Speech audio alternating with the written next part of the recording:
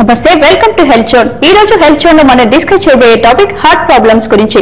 మరి heart problems రావడానికి గల కారణం ఏంటి, హార్ట్ అటాక్స్ ఎందుకు వస్తాయి, సమ్ టైమ్స్ హార్ట్ ఫెయిల్యూర్స్ కూడా అవుతుంటాయి, మరి దానికి గల కారణం ఏంటి అని డౌట్స్ ని క్లియర్ చేయడానికి డాక్టర్ కృష్ణమోహన్ గారు, director of heart failure services, century hospital నుంచి వచ్చారు. ప్రెసెంట్ మనతో పాటు ఉన్నారు. డాక్టర్ గారిని అడిగి తెలుసుకుందాం. హలో డాక్టర్ గారు, ఈ కామన్ హార్ట్ ప్రాబ్లమ్స్ ఎలా ఉంటాయి? హార్ట్ ప్రాబ్లమ్స్ డిఫరెంట్ టైప్స్ ఉంటాయండి. ఫస్ట్ హార్ట్ అటాక్స్ అంటారు, అంటే బ్లడ్ వెసల్స్ లో బ్లాకేజెస్ ఏర్పడడం వల్ల జరుగుతాయి. సెకండ్ హార్ట్ ఫెయిల్యూర్ అన్నారు, అంటే దీని తర్వాత హార్ట్ అటాక్ తర్వాత డ్యామేజ్ వల్ల కానీ, గుండె కండరాలకు ఇన్ఫెక్షన్ వల్ల రావడం వల్ల కానీ హార్ట్ ఫెయిల్యూర్ అట్లాంటివి రావచ్చు. అవి కాకుండా థర్డ్ వాల్వ్ ప్రాబ్లమ్స్, అంటే గదుల మధ్యలో కవాటాలు ఉన్నాయి, దానిలో ప్రాబ్లమ్స్ వల్ల గుండె జబ్బులు రావచ్చు. ఇంకొకటి గుండె కరెంట్ సిస్టమ్, ఎలక్ట్రికల్ సిస్టంలో ప్రాబ్లమ్స్ వల్ల కూడా గుండె ప్రాబ్లమ్స్ రావచ్చు. దానికి పేస్ మేకర్స్ అవి వాడాల్సి వస్తాయి.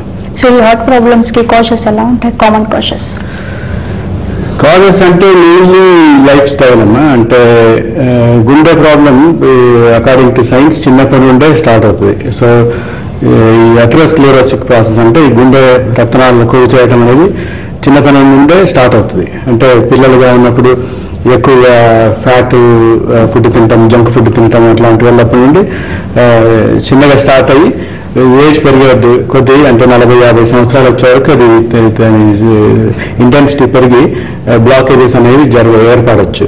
అవి కాకుండా వీళ్ళు ఎక్సర్సైజ్ చేయకపోవటము, అంటే పిల్లలు ఒకప్పట్లో బాగా ఆడుకునే ఏమంటారు అంత ప్లే గ్రౌండ్స్ అవి ఉండేవి. ఈ మధ్య అంతా కూర్చొని టీవీ చూడటము, లేకుంటే ఐప్యాడ్లు చేయటము, అట్లాంటివి చేయటం వల్ల యాక్టివిటీ అనేది తగ్గిపోయింది, ఎక్సర్సైజ్ లేదు. థర్డ్, ఇంకా కొద్దిగా ఏజ్ పెరిగే కొద్దీ బ్యాడ్ హ్యాబిట్స్, అంటే స్మోకింగ్ అట్లాంటివి అలవాటు అవటం వల్ల ఈ గుండె జబ్బులు అనేది ఎక్కువగా రావటం జరుగుతుంది. అవి కాకుండా ఇవి మోడిఫైబుల్ రిస్క్ ఫ్యాక్టర్స్ అంటారు. నాన్ మోడిఫైబుల్ రిస్క్ ఫ్యాక్టర్స్ అనేవి ఉంటాయి. అంటే కొంతమందికి డయాబెటీస్, హై బ్లడ్ ప్రెషర్ ఇట్లాంటివి పుట్టుకతోనే రావచ్చు, అంటే వాళ్ళ పేరెంట్స్ నుండి. పుట్టుకతో అంటే వాళ్ళకి టెండెన్సీ ఉంటుంది. సో అట్లా వచ్చే వాళ్ళకు ఈ రిస్క్ అనేది కొంచెం ఎక్కువగా పెరుగుతుంది. ఇంకా ఫోర్త్ టైప్, పేరెంట్స్ నుండి ట్రాన్స్మిట్ అయ్యే కొన్ని అన్యూజువల్ కాజెస్ ఉన్నాయి, but not very common to discuss. అంటే ఈ హార్ట్ ప్రాబ్లమ్స్ రావడానికి ఎగ్జాక్ట్ గా రీజన్స్ ఏంటంటారు? ఒక లైఫ్ స్టైల్ కారణం, లైఫ్ స్టైల్ ఒకటమ్మా, తర్వాత కొన్ని జబ్బులు, హై బ్లడ్ ప్రెషర్, డయాబెటీస్ లాంటివి. ఓకే, అంటే చిన్నపిల్లల్లో కూడా హార్ట్ ప్రాబ్లమ్స్ రావడానికి కారణం ఏంటంటారు? అంటే జీన్స్ ఎఫెక్ట్ అనుకోవచ్చు. చిన్నపిల్లల్లో వచ్చే సపరేట్ ఎంటిటీ, అంటే పుట్టుకతోనే వాళ్ళకు కొంతమందికి గుండెలో లోపాలు ఉండవచ్చు, అంటే గుండెలో హోల్స్ ఉండటం అట్లాంటివి. తర్వాత గుండె గదుల్లో డెవలప్మెంటల్ ప్రాసెస్ లో మార్పులు రావటం అట్లాంటివి ఉంటే జనరల్లీ ఇట్లాంటి పిల్లలు ఎక్కువ కాలం బతకరు. అది ఒకటి. అది కాకుండా పేరెంట్స్ నుండి ట్రాన్స్మిట్ అయ్యే కొన్ని జబ్బులు ఉంటాయి, అంటే గుండె కండరం చాలా తిక్కుగా ఉంటారు, హైపర్ట్రోఫిక్ కార్డియోమైపతి అవి అంటారు.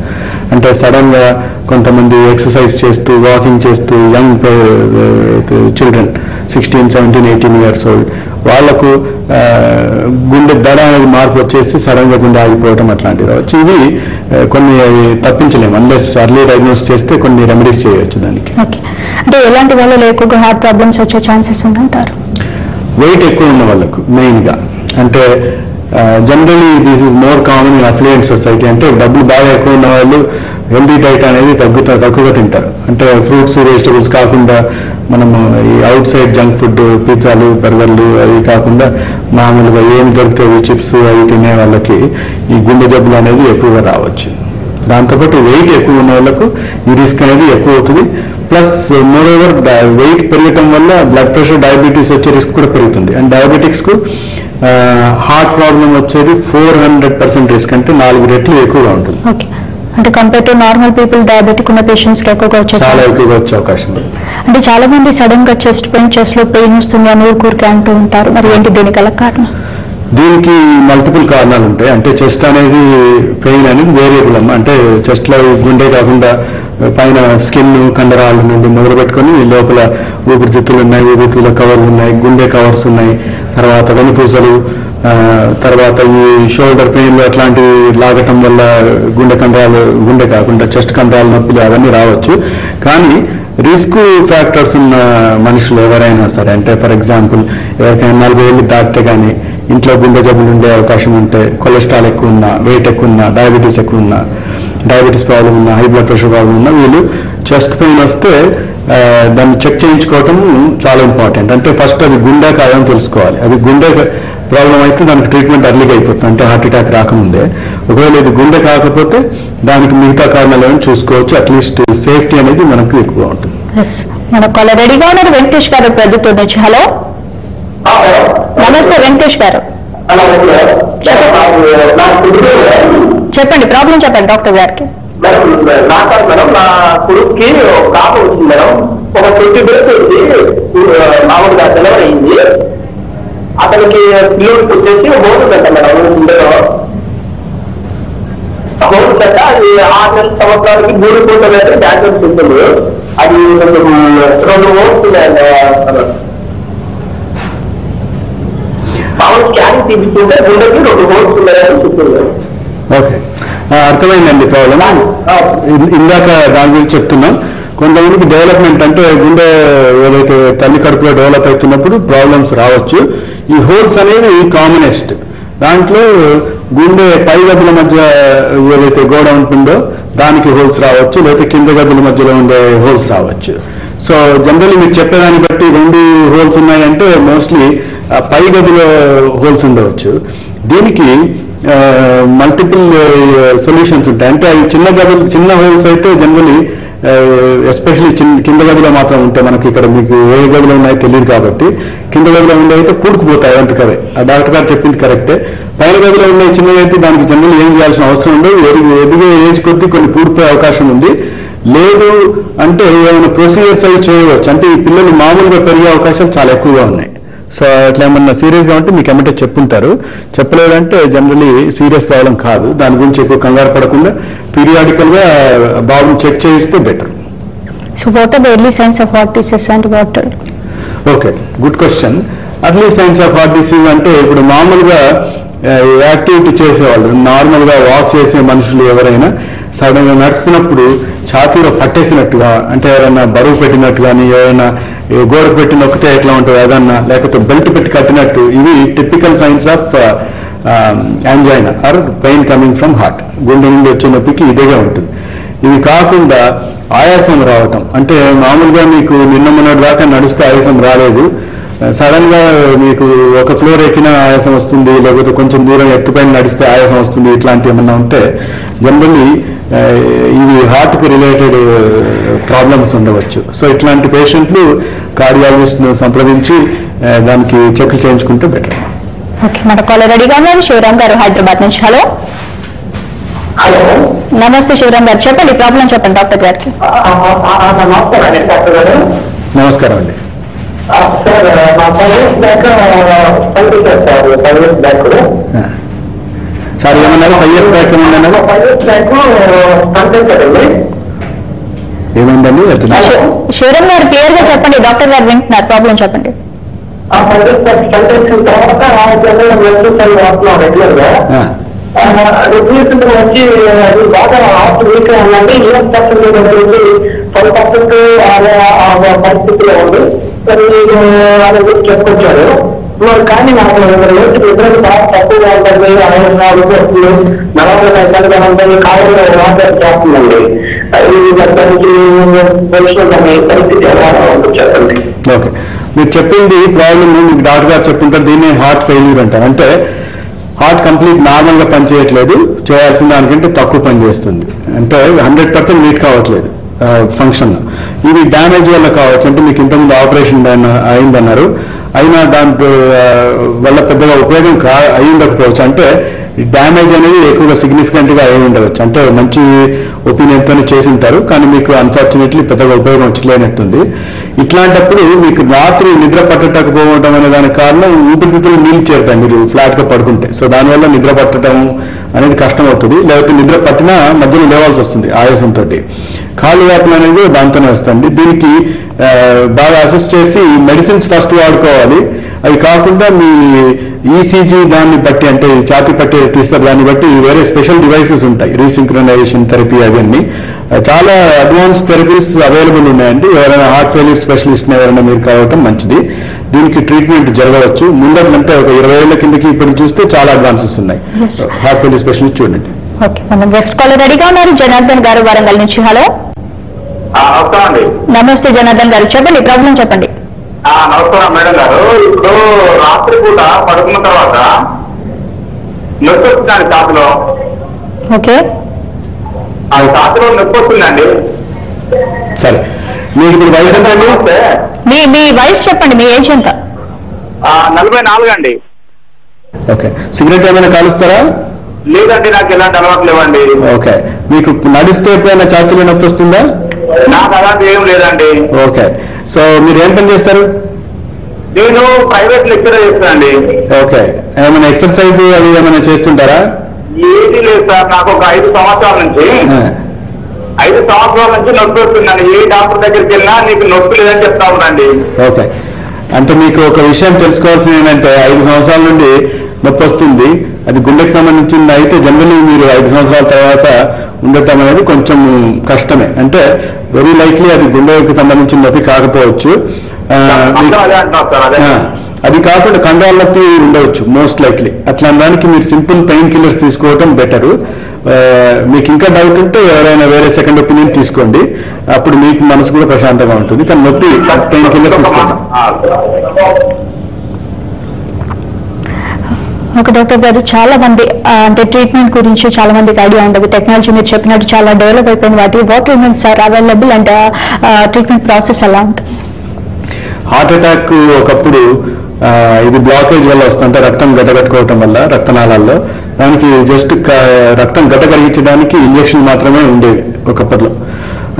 యాంజియోప్లాస్టీలు అవన్నీ అవైలబుల్ ఉన్నా అర్జెంటుగా చేయడం అనేది రీసెంట్ లాస్ట్ 10 years అట్లా బాగా స్టార్ట్ అయిందమ్మా.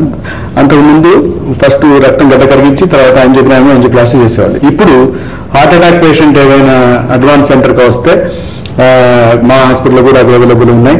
ఆ టైంలోనే యాంజియోగ్రామ్ చేసి ఎక్కడైతే బ్లాక్ ఉందో ఆ బ్లాక్ కరిగించే మందు బదులు దాని బ్లాక్ తీసేసి రక్తనాళాన్ని మళ్ళీ కంప్లీట్గా ఓపెన్ చేసి డ్యామేజ్ లిమిట్ చేయవచ్చు. అంటే compare to several years ago ఇప్పుడు ట్రీట్మెంట్ అనేది బాగా అడ్వాన్స్డ్గా ఉంది. అది హార్ట్ అటాక్ ట్రీట్మెంట్.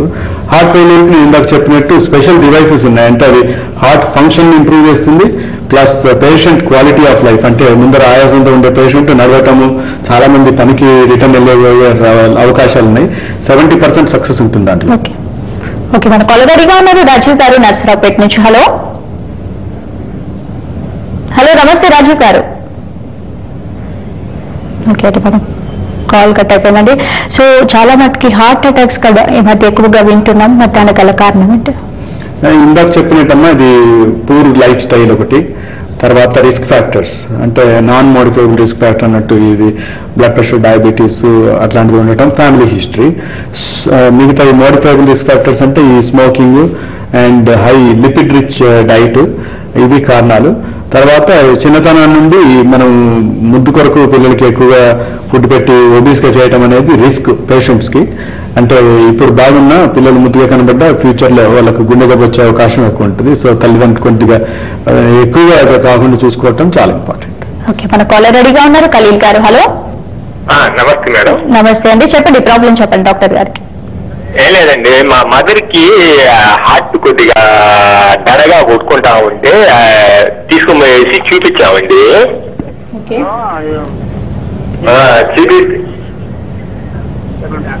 చెప్పండి. చూపిస్తే డాక్టరు ఏం ప్రాబ్లం లేదు అన్నాడు. కానీ మెట్లు ఎక్కినా దిగినా ఆయాసం కొద్దిగా దడగా ఉంది. ఓకే, ఖలీల్ గారు టీవీ వాల్యూమ్ తగ్గించి మాట్లాడండి. నేను బయటకు వచ్చేసి మాట్లాడుతున్నానండి. చెప్పండి డాక్టర్ గారు, వింటారు. మీరు చెప్పిన ప్రాబ్లం ప్రకారం చూస్తే ఖలీల్ గారు, మీ మదర్కు వయసు ఆబ్వియస్లీ 50-60 ఈజీగా ఉండేటట్టుగా ఉంది, అమ్మగారు అంటున్నారు కాబట్టి. సో అట్లాంటి వయసులో గుండె దడలో తేడా రావచ్చు, అంటే ఏట్రల్ ఫిబ్రిలేషన్ అట్లాంటివి కామన్. సో అట్లా వచ్చినప్పుడు అది పర్మనెంట్ గా డాక్టర్ గారి దగ్గరికి వెళ్ళినప్పుడు కనబడకున్నా దాంట్లో ఆశ్చర్యం లేదు. అంటే ఆయన దగ్గరికి వెళ్ళినప్పుడు నార్మల్గా ఉండొచ్చు. సెకండ్లీ నడిచినప్పుడే అది వస్తుందంటే దానికి కొన్ని టెస్టులు చేసి అది కనుక్కోవచ్చు. డాక్టర్ మీకు అక్కడ సరైన సమాధానం దొరకకపోతే ఇంకో కార్డియాలజిస్ట్ చూపించండి. ఎందుకంటే ఇట్లా దానికి పర్మనెంట్ సొల్యూషన్ అనేది బాగా ఉంటుంది, ప్లస్ దాంతో వచ్చే రిస్క్ అనేది కట్ చేసుకోవచ్చు. కాబట్టి మీరు చేస్తుంది కరెక్టే. ఇంకొక డాక్టర్ గారి దగ్గరికి ఎవరికైనా వెళ్ళి ఒకసారి చూపించండి. మనకు నెక్స్ట్ కాలర్ రెడీగా ఉన్నారు ప్రదీప్ కుమార్ గారు హైదరాబాద్ నుంచి. హలో హలో, నమస్తే ప్రదీప్ గారు. నమస్కారం మేడం. నా పేరు నవీన్ కుమార్ మేడం. చెప్పండి ప్రాబ్లం చెప్పండి. నాకు లెఫ్ట్ సైడ్ చెస్ట్ పెయిన్ వస్తుంది మేడం చాలా సార్లు నుంచి. ఓకే, నాకు ఎన్ని డాక్టర్ స్కానింగ్ అవన్నీ ఇప్పించాను మేడం, కానీ నార్మల్ ఈజీ ఇప్పిస్తే కానీ నొప్పి మాత్రం బాగా ఉంది మేడం. ఎంత వయసు మీది నవీన్ గారు? 31 years సార్. అండి చేసేది అడ్వకేట్ సార్ నేను. ఓకే, ఒకసారి మళ్ళీ ఒకసారి చెక్ చేయించడం బెటర్. కొలెస్ట్రాల్ అవి నార్మల్ గా ఉన్నాయా మీది? Normal sir. ఓకే, నడుస్తూ వస్తుందా నొప్పి, లేకపోతే కూర్చున్నా మామూలుగా ఏమైనా వస్తుందా? మామూలు టైంలో కూర్చున్నప్పుడు మాట్లాడుతున్నప్పుడు వేరే వాళ్ళతోటి ఈ రొమ్మ పైన చిమ్మ అంటారు సార్, చిమ్మ అని చేయండి గుంజుతారు సార్. ఓకే, దానికి మళ్ళీ చెక్ చేయించడం మంచిదండి. మీకు కావాల్సి మా హాస్పిటల్కి రావచ్చు. ఓకే, మనకి నెక్స్ట్ కాలర్ రెడీగా ఉన్నారు వెంకటేశ్వరరావు గారు కావాలి నుంచి. హలో హలో సార్, డాక్టర్ గారు నమస్తే. నమస్తే, చెప్పండి. నేను 20 సంవత్సరాల క్రితం బెలూన్ చేయించుకున్నాను. వాల్ మూసుకుపోయిందంటే ఏం చేస్తారండి? బెలూన్ చేయించుకున్నాను, వాళ్ళు మూసుకుపోయిందన్నారు. Okay okay, right. ఇప్పుడు మళ్ళీ మూసుకుపోయిందన్నారండి. మళ్ళీ బెలూన్ చేయడానికి అవకాశం లేదన్నారు, వాళ్ళు వేయాలంటున్నారండి. కరెక్ట్. అంటే ఇప్పుడు వయసు ఎంత ఉన్నది? ఇప్పుడు 50 అండి. 60యా? 50 అండి. 50. ఇప్పుడు వాల్వ్ అనేది మీకు రుమాటిక్ హార్ట్ డిసీజ్ లాగా ఉంది. దానికి వాల్వ్ పల్చగా ఉన్నప్పుడు బెలూన్ చేస్తే మంచిది. అంటే అది వాల్వ్ చినిగిపోయే రిస్క్ అనేది తక్కువ. మీరు అదే కనుక ఒకసారి అయిన తర్వాత వయసు పెరిగే కొద్దీ ఇవి థిక్ అయిపోతాయి. ఆ టైంలో మళ్ళీ బెలూన్ చేస్తే వాల్వ్ చినిగిపోయి సీరియస్ అయ్యే అవకాశం ఉంటుంది. కాబట్టి వాల్వ్ వేయటం అనేది కరెక్ట్ ట్రీట్మెంట్ అండి. మీరు అది ఫాలో అయితేనే బెటర్. అది మెడిసిన్ వాడుతున్నాండి డాక్టర్ సార్. మెడిసిన్ వాడండి, కానీ ఆ మెడిసిన్స్ తో టెంపరీ రిలీఫ్ ఉంటుంది. ఆ వాల్వ్ అనేది గ్రాడ్యువల్ గా మళ్ళీ మూసుకుపోతుంది. కాబట్టి దానికి ఆపరేషన్ అనేది అవసరం. డాక్టర్ గారు, చాలా హార్ట్ చెకప్స్ అనేవి జనరల్ ఎన్ని మంత్స్కి ఒకసారి చేయిస్తూ ఉండాలంటే? 40 years వస్తేమా చేయించుకోవడం రెగ్యులర్ గా అవసరం. అంటే మీది కంప్లీట్ నార్మల్ వస్తే యాన్యువల్లీ, అంటే ఎవ్రీ సంవత్సరానికి ఒకసారి. మీకు ఏదైనా డౌట్ఫుల్ బార్డర్ లైన్ ఉంటే 6 months ఒకసారి చూసుకోవాలి. 40 years లోపల పెద్దగా చెక్లు అవసరం లేదు. అంటే మీకు రిస్క్ ఫ్యాక్టర్స్ ఉండి మీరు సిగరెట్ అయ్యాల్సింటే 30 దాటితే ఒకసారి చెక్ చేసుకోవడం బెటర్. ఓకే, మన కాలర్ రెడీగా ఉన్నారు రమణాచారి గారు వరంగల్ నుంచి. హలో హలో, నమస్తే రమణాచారి గారు. హలో సార్, చెప్పండి ప్రాబ్లం చెప్పండి. సార్ ఇది లెఫ్ట్ నాకు షోల్డర్ పెయిన్ ఉన్న ఛాతీలో నొప్పి వస్తుంది. చెప్పండి. హలో, వింటున్నా డాక్టర్ గారు, చెప్పండి. ఈ లెఫ్ట్ సైడ్ మేడం, ఈ షోల్డర్ పెయిన్ ఉన్న ఈ ఛాతీలో నొప్పి, చిటికెన వేళ్ళలో 2 వేలు చిన్నీళ్ళు వస్తున్నాయి బాగా. ఓకే, ఎంత 6 months వస్తుంది. నేను ఆల్రెడీ కార్డియాలజీ వెళ్ళినాను, టెస్ట్లలో ఏం రాలేదు. ఓకే, ఎంత వయసు మీది? మరి 38, ఇప్పుడు 39 స్టార్ట్ అయింది సార్. 6 months అవుతుంది నాకు ఈ ప్రాబ్లం వచ్చి. సిగరెట్ అది కలుస్తారా? డయాబెటీస్ అట్లా ఏమైనా ఉందా? అదేం లేదు, అట్లాంటి ఏం లేవు. ఇంతకుముందు బీపీగా ఏం లేకుండా స్టార్ట్ అయినప్పుడు ఒకసారి 150లో బీపీ వచ్చింది, పెయిన్ స్టార్ట్ అయింది. అప్పటి నుండి బీపీ లేదు, కానీ నేను ఆల్రెడీ ఇప్పుడు టాబ్లెట్స్ వాడుతున్నాను 6 months నుండి. డైజెషన్ కు ఇవన్నీ వాడుతున్నా, కానీ అలా అయినా తగ్గట్లేదు. దానికి షోల్డర్ కింద చిటికెన వేలు ఉన్నాయి కదా సార్ 2, ఇవి పెయిన్ మన తిమ్మి వస్తుంది బాగా. ఓకే, అంటే దానికి రకరకాల కారణాలు కూడా లెఫ్ట్ లెగ్ హ్యాండ్ తిమ్మిరి వచ్చేస్తుంది. ఓకే, మీకు ఫస్ట్ లో నేను చెప్పినట్టు రకరకాల కారణాలు ఉన్నాయి. అంటే ఇక్కడ నరువు లాగటం వల్ల కానీ, లేదా కండరాల నొప్పితోనే కూడా ఉండవచ్చు. అంటే మీకు టెస్టులు నార్మల్ అంటున్నారు కాబట్టి దాని గురించి ఎక్కువ వరి కాకుండా పెయిన్ కిల్లర్స్ తీసుకొని మిగతా కండరాలది కానీ నరువుది కానీ ఏమైనా ప్రాబ్లం ఉంటే చెక్ చేయించుకుంటే మీకు తగ్గే అవకాశం ఉంది. ఓకే డాక్టర్ గారు, సమ్ టైమ్స్ హార్ట్ ఫెయిల్యూర్స్ అనేవి జరుగుతూ ఉంటాయి కదా, దానికల కారణం ఏంటి? ఇందాక చెప్పినట్టుగా ఫస్ట్ హార్ట్ అటాక్ తర్వాత పర్మనెంట్ డ్యామేజ్ అని ఉంటే దాంతో హార్ట్ ఫెయిల్యూర్ రావచ్చు. ఇన్ఫెక్షన్, ఎస్పెషలీ వైరల్ ఇన్ఫెక్షన్స్ అనేవి ఒక్కోసారి వస్తాయి. అంటే మామూలుగా కోల్డ్, కాఫ్, జలుబులాగానే ఉంటుంది కొంతమంది, కానీ ఒక స్పెషల్ వైరస్ ఏమైనా ఉంటే అది గుండెకి సోకి గుండె కంట్రోల్ వీక్ అయి ఉంటుంది. కొంతమంది క్యాన్సర్ పేషెంట్స్ కీమోథెరపీ అవి ఇస్తారు, దాని తర్వాత కూడా గుండె కంట్రోల్ అనేది వీక్ అయ్యే అవకాశం ఉంది. సో ఇట్లా రకరకాల కారణాల వల్ల హార్ట్ ఫెయిల్యూర్స్ రావచ్చమ్మా. అంటే కండరం వీక్ అయిపోతుంది. ప్లస్ గుండె బెలూన్ లాగా సైజ్ పెరిగే అవకాశం ఉంది, అంటే సన్నపడి పెరిగే అవకాశం ఉంది. So what about pacemakers? Pacemakers అనేవి మల్టిపుల్ రకాలు, అంటే చాలా రకాలు ఉంటాయి. కొంతమంది కరెంటు వయసుతో పాటు ఇంట్లో షార్ట్ సర్క్యూట్ అయినట్టుగా గోడల మధ్యలో వైర్లు ఎప్పుడో వదిలేస్తే అట్లా 60 ఏళ్ళు దాటితే ఈ షార్ట్ సర్క్యూట్ టైప్ వచ్చి పైన కింద కనెక్షన్ వీక్ కావచ్చు, లేకపోతే డిస్కనెక్ట్ కావచ్చు. కానీ దేవుడి దాని ప్రకారం మనకు బ్యాకప్ అనేది ఉంటుంది, కానీ అది టెంపరీ, కొంతకాలం ఉంటుంది, తక్కువ రేంజ్ లో నడుస్తుంది. అట్లాంటి వాళ్ళకి పేస్ మేకర్స్ అనేవి అవసరం పడుతుంది. చిన్న ఆపరేషన్ లోకల్ అనస్థీషియాలో జరుగుతుంది. 1 రోజు 2 రోజులు హాస్పిటల్లో ఉండాల్సి వస్తుంది అట్మోస్ట్, అంటే జనరల్ 1 డే తర్వాత పంపిస్తాం మేమైతే. సో అట్లాంటి pacemakers. Heart failures patient కు స్పెషల్ పేస్ మేకర్స్ ఉంటాయి, more advanced ones, complex ones. అందరూ చేయలేరు, కొన్ని సెంటర్లో మాత్రం చేస్తారు, మా దగ్గర చేస్తారు. అవి స్పెషల్ పేస్ మేకర్స్.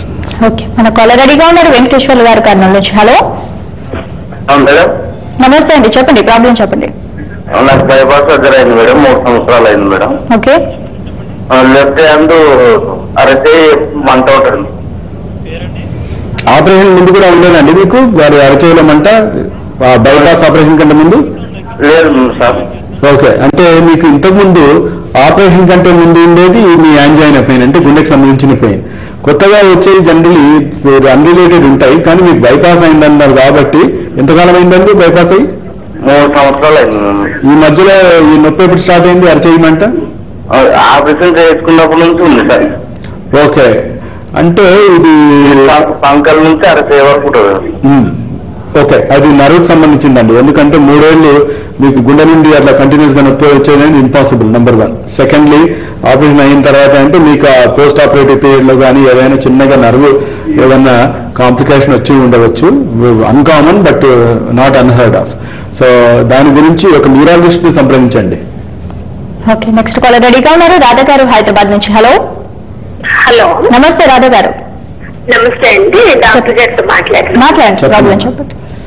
హలో, చెప్పండి అమ్మా. సార్ నమస్కారం అండి. నమస్తే అండి. నా పేరు రాధ అండి. నాకు దగ్గరగా 8 సంవత్సరాల నుంచి కొంచెం ఒళ్ళలో నొప్పిగా అవుతూ ఉంటుందండి. ఓకే అమ్మా. కొంచెం అప్పుడప్పుడు కొంచెం బ్రీతింగ్ కూడా ప్రాబ్లం అవుతూ ఉంటుంది. ఆ బ్రీతింగ్ ప్రాబ్లం తోటి ఏమైపోతుందంటే బీపీకి ఆ బ్రీతింగ్ ప్రాబ్లమ్ కి బ్లడ్ వామిటింగ్ అవుతూ ఉంటుంది. ఇంకొకటి ఆ బ్లడ్ వామిటింగ్ అయిపోయిన వెంటనే బాగా వెనుక దగ్గర నుంచి కూడా ఈ లెఫ్ట్ సైడ్ హ్యాండ్ దగ్గర బాగా గుద్దుతారనమాట. ఆ గుద్దడం తోటి అప్పుడు బ్రీతింగ్ వచ్చి కొంచెం రిలాక్స్ అవుతూ ఉంటాను. నా వయసు వచ్చి 43 అండి. ఓకే, ఇది రక్త వామిటింగ్ 8 సంవత్సరాలు అవుతున్నాయి అంటే మీరు టెస్టులు చేయించారా? టెస్టులు చేయించాను కానీ నార్మల్ అని చెప్తున్నారు, కానీ అంటే మీరు ఎక్కువ బీపీ ఉండడం మూలంగా అవుతూ ఉంటుంది అని అంటారు. అట్లా అన్కామన్ అమ్మా, అది అంటే ఇంకా ఏమైనా ఉండవచ్చు. మోస్ట్లీ ట్రీటబుల్ కాజే ఉంటాయి. చెస్ట్ డాక్టర్ గారు ఎవరికైనా చూపించారా? ఊపిరితిత్తుల డాక్టర్ గారికి? ఊపిరితిత్తులు బాగానే ఉన్నాయి అని చెప్పారు సార్. రీసెంట్ గా 1 year బ్యాక్ నాకు ఒకటి హాస్పిటల్ కి వెళ్తే వాళ్ళు నాలుగు కింద టాబ్లెట్ ఒకటి ఇచ్చారు. ఈ నొప్పి వచ్చినప్పుడు నాలుగు కింద టాబ్లెట్ వేసుకోవాలని ఇచ్చారు. అది పెడితే తగ్గుతుందా? అది పెడితే తగ్గుతుందా? అది పెడితే కొంచెం ఒక 15 minutes లో కొంచెం రిలాక్స్ అవుతున్నాను. నెక్స్ట్ డే వచ్చేటప్పటికి విపరీతం తలకాయ నొప్పి, జ్వరం వచ్చినట్టు అయిపోతుంది. అది టాబ్లెట్ సైడ్ ఎఫెక్ట్ అమ్మా, తలకాయ నొప్పి. అవన్నీ 15 minutes అంటే అది గుండెకి సంబంధించింది కాదు. గుండెది అయితే ఆ టాబ్లెట్ తలకి కింద పెట్టగానే 2 minutes లో తగ్గుతుంది జనరల్లీ నొప్పి. వెంటనే తగ్గుతుంది సార్, నొప్పి వెంటనే తగ్గిపోతుంది. నొప్పి తగ్గిపోతుంది, బాగానే ఉంటుంది పెట్టుకున్న వెంటనే. కానీ నెక్స్ట్ డే వచ్చేటప్పటికి విపరీతం తలకాయ నొప్పి వచ్చేస్తుంది. ఇంకొకటి సెకండ్ ఒపీనియన్ తీసుకోండి అమ్మా. అంటే మీకు గుండెనే అట్లాగా అనుమానం ఉంటే మళ్ళీ రీచెక్ చేయించడం ఇంపార్టెంట్. 8 years అంటే అంత ఎక్కువగా ప్రొలాంగ్ చేయనియద్దు. ఎస్పెషల్లీ బ్లడ్ వామిటింగ్ అంటే పలు రకాల కారణాలు ఉంటాయి, అది ఏమైనా కావచ్చు. కాబట్టి ఒకసారి మీరు ఎక్కడ ఉంటారు? హైదరాబాద్ అయినా? నేను ఆర్టీసీ క్రాస్ రోడ్ అండి, హైదరాబాద్ అండి. వచ్చి చూపించండి ఒకసారి.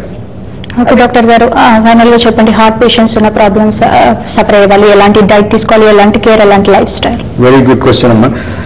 లైఫ్ స్టైల్ అనేది ఫస్ట్ ఇవాళ నుండే స్టార్ట్ చేయాలని డిసైడ్ చేసుకోవాలి. అంటే రోజు 1 గంట ఎక్సర్సైజ్ చేయాలి. అంటే ½ an hour ఏమీ జబ్బు లేని వాళ్ళు, ఫిట్ పర్సన్స్ అంటే పిల్లలు, తర్వాత very active people ½ an hour ఉంటాయి. మనకు ఆల్రెడీ ఏమైనా డౌట్ ఉన్నప్పుడు 1 hour every day.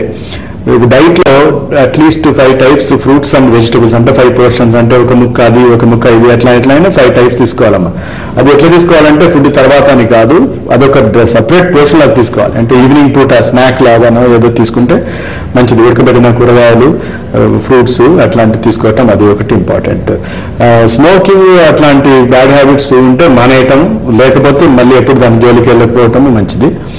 Third, healthy diet అంటే మీకు నచ్చింది తినవచ్చు, ఇదే తినాలని లేదు. అంటే డైటిషియన్ దగ్గరికి వెళ్తే మీకు 2 అవకాడోలు తినండి, 2 బెండకాయలు తినండి అవన్నీ అవసరం లేదు.